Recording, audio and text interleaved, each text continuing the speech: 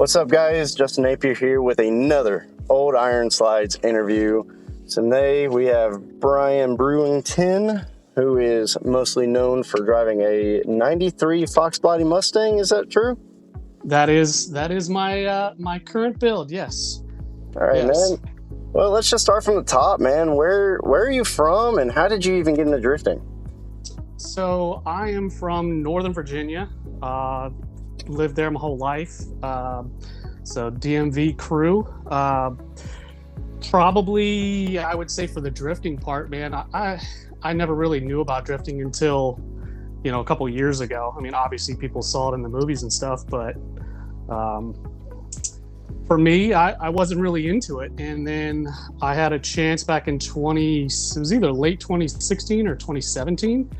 I went to Hyperfest with a friend of mine, actually, for one of the grip races. He was down there helping out with the NASA event, and I'm sure you've heard about Hyperfest. It's ridiculous, huge, lots of stuff going on. Yeah, absolutely. Hyperfest is on my bingo card of events to go to. Dude, you have to. You just have to go. It is definitely a good time. Great vibes, and just a killer weekend, really. So, yeah, I was down at Hyperfest, hanging out with the grip guys, and then my buddy Bill was like, "Hey, you need to meet this guy, and I'll get you a ride along." And I was like, "Oh, okay, cool." So he took me over to the drift paddock, and I met formerly rapper Dan Savage. So Dan Savage, he Pro 2 champ 2015, 14, I think is what he said. And we hit it off, and he was like, "Hey, man, come ride with me in my little K, S13." And this guy throws this car into corners like you cannot believe. Taking a little so cool. 130 horsepower car, and he's riding up there with 400 horsepower cars. I'm just like, this is ridiculous.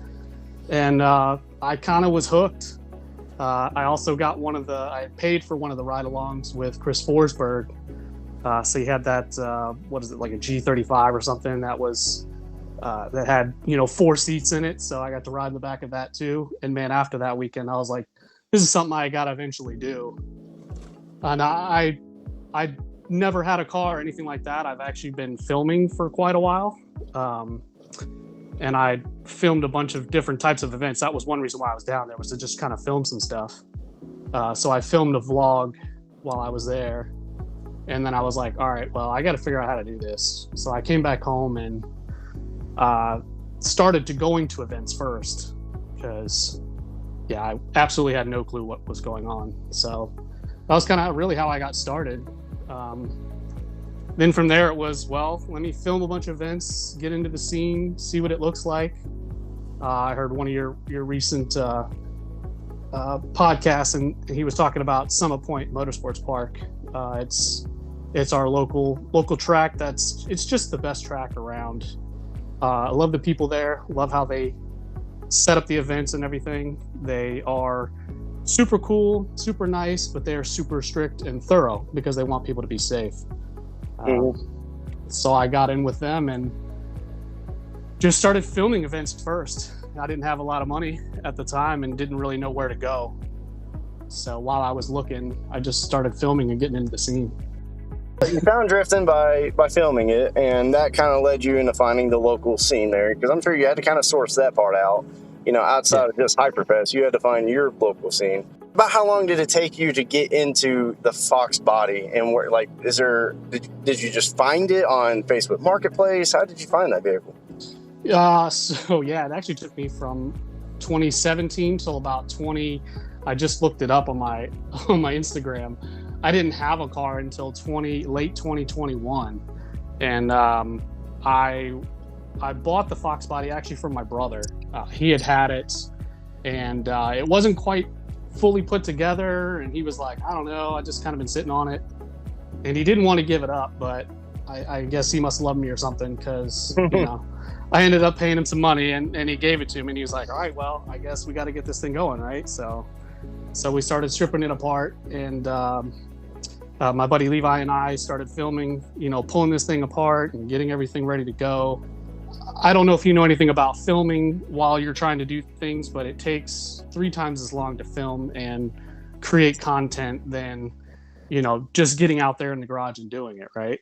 Oh yeah, absolutely. I suck at that, actually. That is probably my, like, it's one of those things, like, I admire it so much when I see other people do it. I'm like you start thinking about the camera angles and stuff like that, and you're like, that takes a lot of time. It is ridiculously tough, and I will give kudos to any YouTuber out there that can set the time aside to do this and edit. And those big guys, they're just crazy with that. But it is so difficult, especially when you have a full-time job. And like I said, my buddy Levi is a cinematographer by trade, but he has full-time clients and all that stuff. So like filming and doing all this, and we live a little bit further away now, so it just took forever, right? So while I was in the middle of building the Fox body, I got tired because I did not use the KISS method at first. Dan had told me you need to use the KISS method, and I was not listening to him because I was having the car ripped apart and put a cage in it and full angle kit and all this stuff. And so I decided to listen to him somewhat, and then I bought a 2005 Crown Vic. Because it was from a guy who was a stuntman, and he also is a cinematographer, if you will, as well. So my actual first car was the 05 Crown Vic. It just had a manual swapped onto it, so it's got a TR 3550. Obviously a manual pedals, and then he had a hydro put into it, so separate hydro. And that was it. Stock angle, bucket seats and harnesses, and go. And we're talking like police car Crown Vic, right? This was old, retired. What really sucks about the car is that it's a little bit rusty. It's not bad, but it's it's a northern car, so it was a New York detective undercover car from from New York. It had 126,000 miles on it, and I don't know if they have the hour count, where the cars are on or whatever, but I'm sure it's up there as well. Oh yeah. But is it still an active car? I still have it. I'm actually trying to get rid of it now, just because I'm not a person that can take care of 2 cars and everything. But it's nothing's really wrong with it or anything. I finally got the Mustang ready, and I just kind of put it aside. But to be honest, that car is a tank, and it does anything and everything a person that needs to start drifting to do. I freaking love that car. That's actually pretty cool. Not exactly what I would, like when people ask, how do I get into drifting? You hear the common answers, E46, 350Z, and stuff like that. I never really thought about a Crown Vic, to be honest with you. Do they come manual? No. I mean, there was a select few back in the day, but they were like very few. But because they're cheap and just tanks, they're just built for longevity. The simplest thing, doing a 5-speed swap in them isn't really that difficult. I can't say how difficult because I didn't actually have to do it to this one, but there's the parts are out there. There's the knowledge and the know-how to do it. It's just essentially anybody who can manual swap a car can manual swap a Crown Vic, and it's just like I said, it's like a big Mustang. It's all it is extra weight, and so you can float the car a little bit more, but it just works, and it works time and time again. That's what I love about that car. This is just a great seat time car. So on the Mustang, so when did you get it? So you started drifting in 2021, right?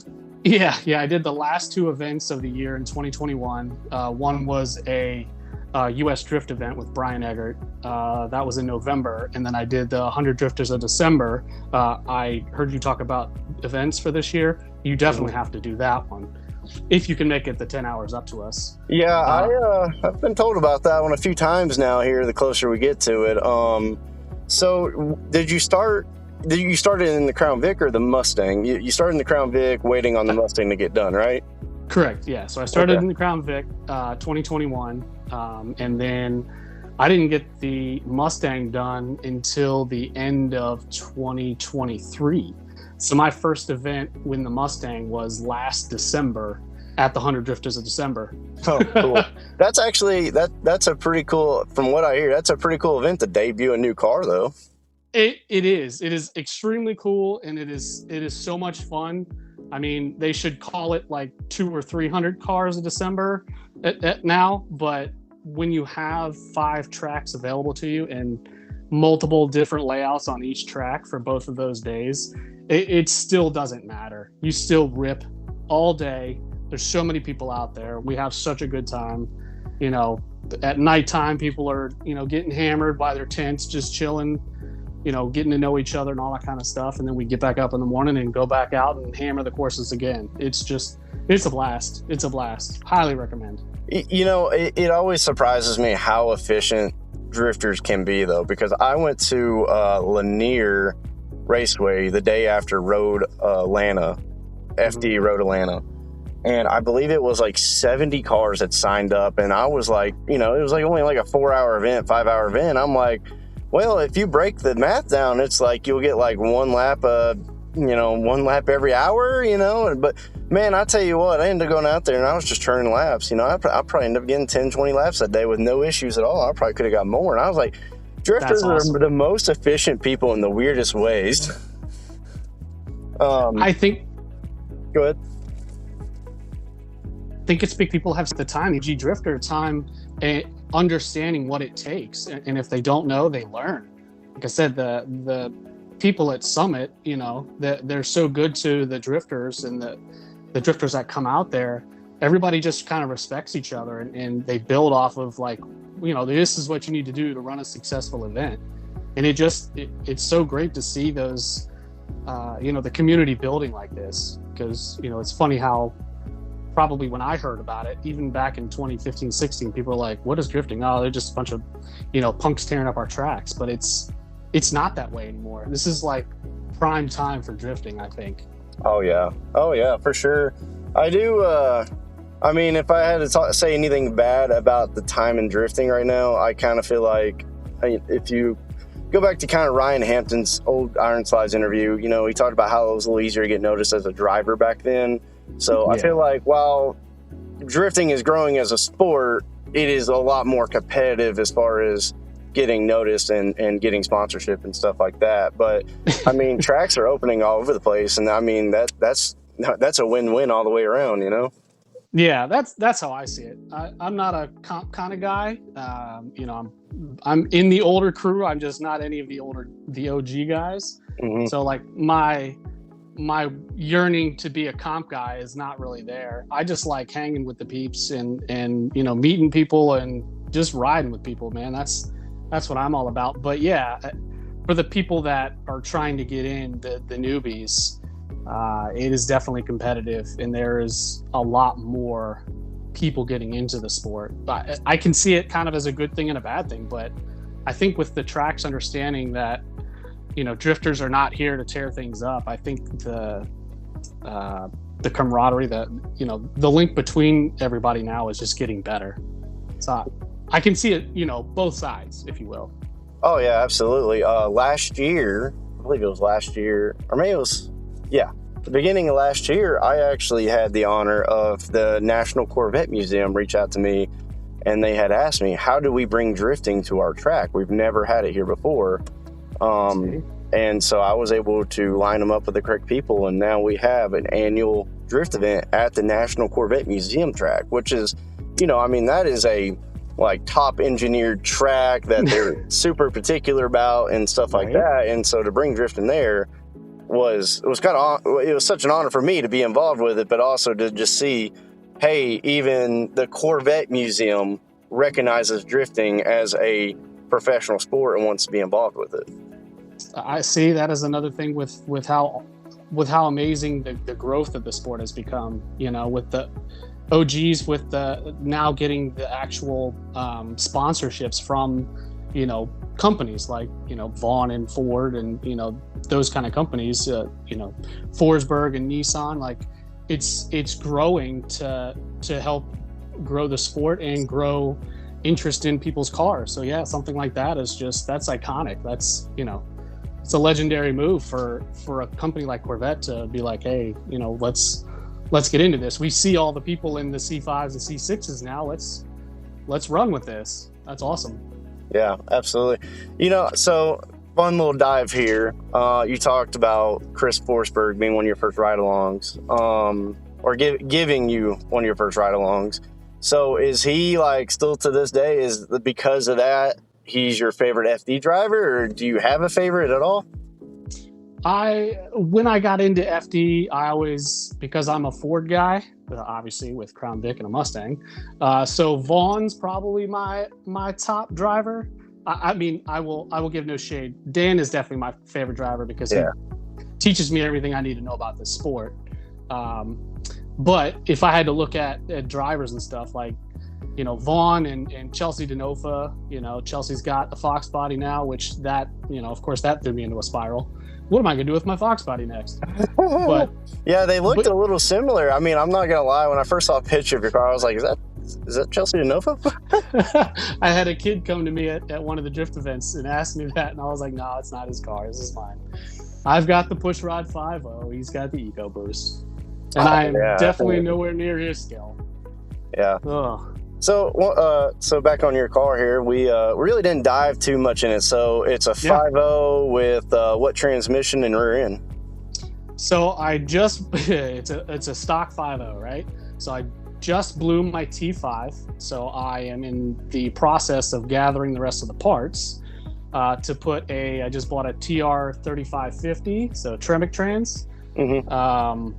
I'm getting a lightweight flywheel so that I can kind of keep my revs up a little bit more because it seemed a little sluggish to me. But stock 5.0, I just deleted all the accessories. Pretty much the car, I gutted the car, even in the doors. So I've got a 8-point. It is a FD spec cage, like I could essentially go into like a Pro-Am with it. Yeah. And so my guy, John at Committed Service Brand, put the cage in.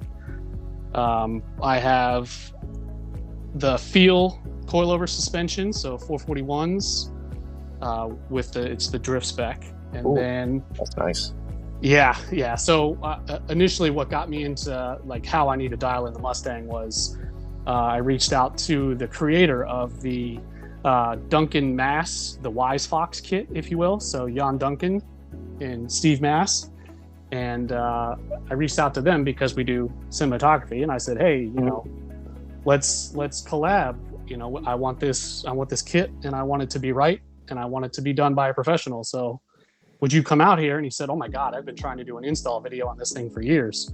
So I bought all the stage 3 kit, shipped it out here, got the feels and stuff, and he came out from California, and we shot an install video. So I've got it set up exactly how he, kind of designed the kit. And then really everything else is pretty stock in the car. I mean, I've got bucket seats, I've got 6-point harnesses, I have stock dash. The only thing I have is a hydro, 8.8 rear with 410s, and it's welded. And what else? If you want to get silly with it, I've got Cadillac ATS-V front brakes. Oh, okay. There you go. I didn't know those could fit on Mustangs. There's a kit out there. Some kid made, I can't say kid. Some guy made SS Engineering. He made a little kit, and it's just a couple little spacers, and then you buy the ATS-V. It's essentially like the same size as a Cobra. The 0304 Cobra rotors, or calipers, I'm sorry. So you use the 0304 rotors as well. But yeah, it's just a couple spacers and some honing a little bit, and it bolts right up. Nice. So, it seems like that's always the best mods. Like, just throw a couple spacers in there. Yeah.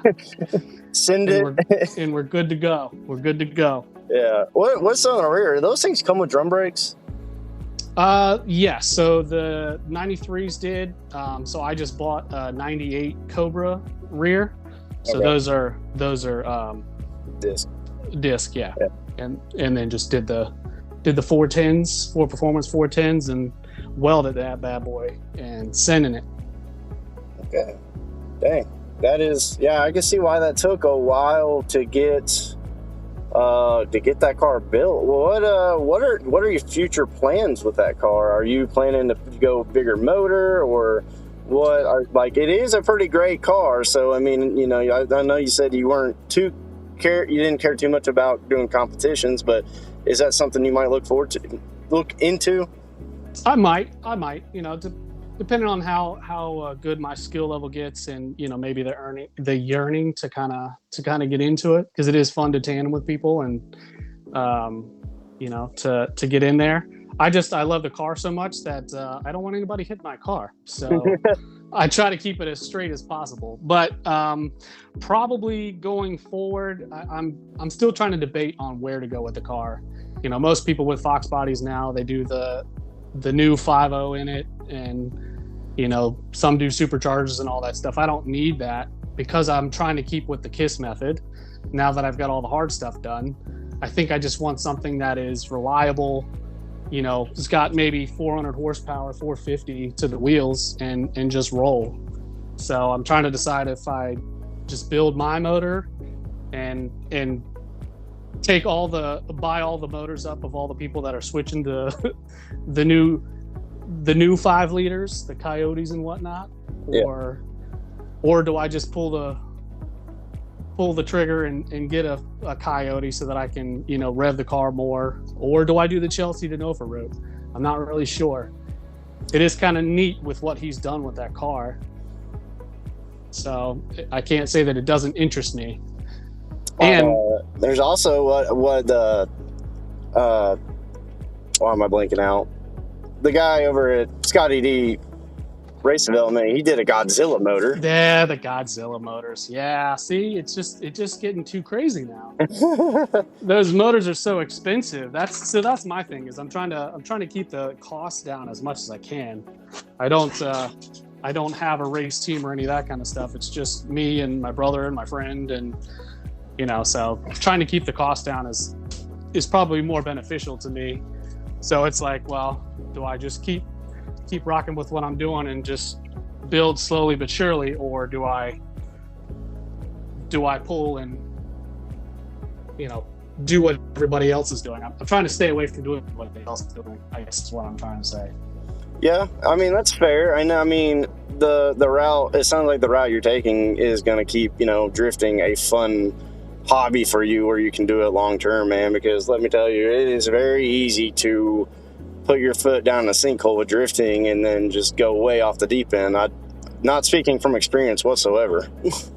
Yeah, and like I said, I've been hanging out with a lot of these people, or met people that you know, are professional drifters or have been or whatever. You know, it just seems like it's a very expensive route if I wanted to be a Pro 1 driver. You know, that's a very expensive route to go, and I just don't have that kind of backing. So unless somebody loved me enough to say, hey, we're going to call you up, you know, I would do something like that in a heartbeat. But you know, with, like you said, what we were talking about before, with the competition today, that's just that's going to be a lot more difficult to do it at my age, we'll say. Yeah, and you know, it gets crazier every year.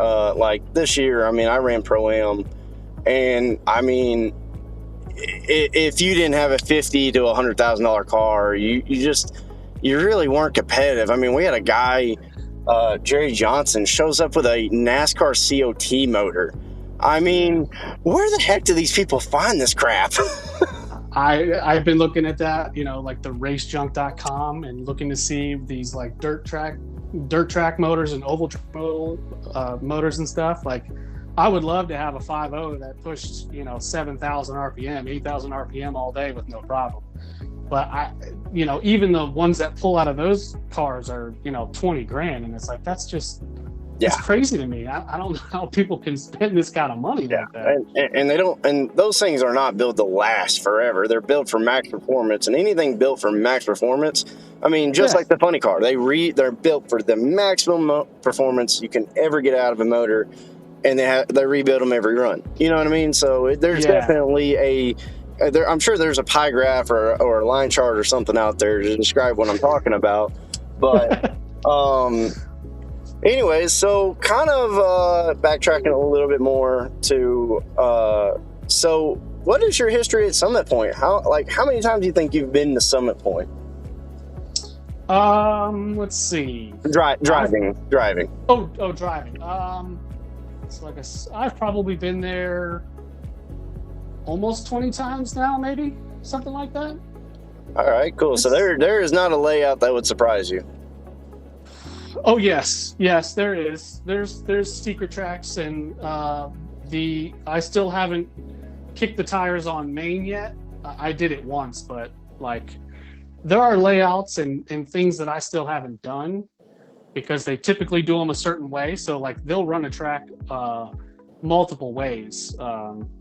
And the last time I went, they did Jefferson in reverse, which is the one that what's his name was telling me about, where it's got the big Nürburgring, and then it's got a really long sweeper when you enter. And yeah, my car with 410s, I'm in fourth gear, and I don't know how much I trust my car in fourth gear going around this big sweeper when there's concrete barriers on the other side. So yeah, they can change things up just enough to where you're like, oh my God, it changes your whole day. Golly, man, I can't imagine. We have a track that is local to us, but they only run it twice a year, and it's Polecat. That sounds anything like what you guys have, and you guys just have this to you guys throughout the year. I mean, I don't know exactly how many drift events they have at Summit throughout the year, but it sounds pretty epic to just have that available. And then I know Travis, he was sitting there telling me about all the other tracks available to you guys. If you put he basically said for your community, basically, if you put a 5-hour radius around you, you have just some of the most epic tracks ever. Yeah.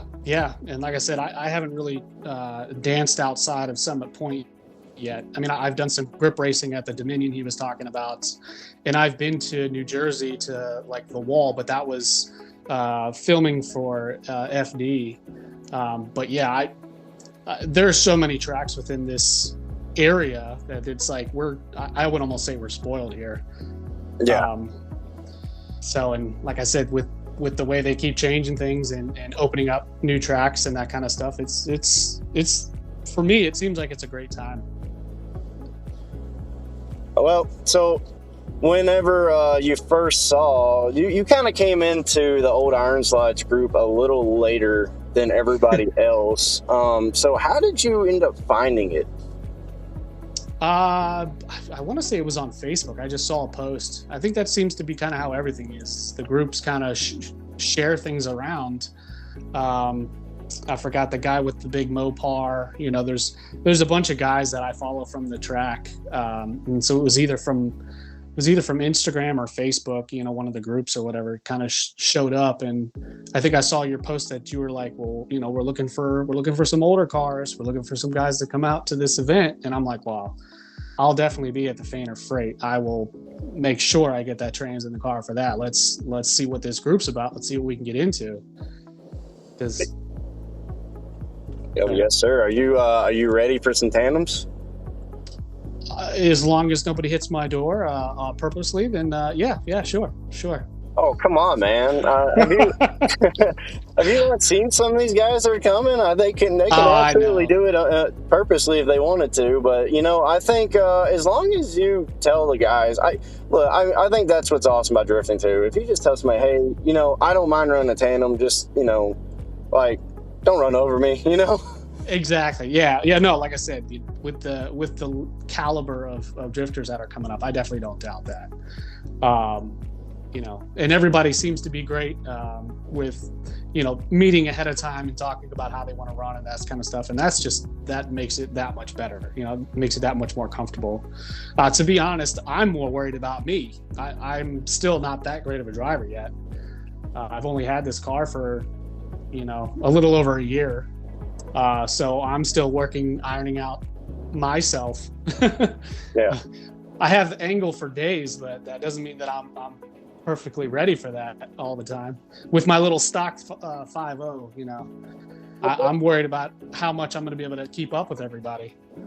So what, are you doing any sim racing when you're not at the track? I've been trying to get into that. I've been looking to buy something. I was just kind of waiting out until I got the Vic sold so that I can, roll that money into a sim. Because I do need more seat time. I feel like, one event a month isn't beneficial when I'm trying to get really good and meet up with all these guys, on their level. So eventually I'll definitely have a sim. Yeah, whenever I got on the sim, I noticed a huge improvement out of myself just because of time. Just you're able to you're just able to take the risk. I'm actually planning to get on the sim and practice Summit Point before I show up, just so I can kind of get a feel for what you guys are talking about. I mean, the hype is real around Summit Point, and I'm sure excited about it. You're gonna have a blast, man. And with 2 days on that track, with all the different layouts, it is so much fun. So if you need me to hop in the car and kind of go along with you and point out anything, I can point out where I slammed the Vic into one of the walls. Oh no! Pistol grip. Yeah. Pistol grip's a lot of fun, but the elevation change will get you. Well, mine the diff unlocked, so that sent me into the wall. But yeah. There's going to be a lot to look forward to, man, and I'm hoping that it'll get you hooked, so you'll want to keep coming out there and hanging with us for sure. All right, cool, man. Well, we're right at a little over 30 minutes from what I could tell.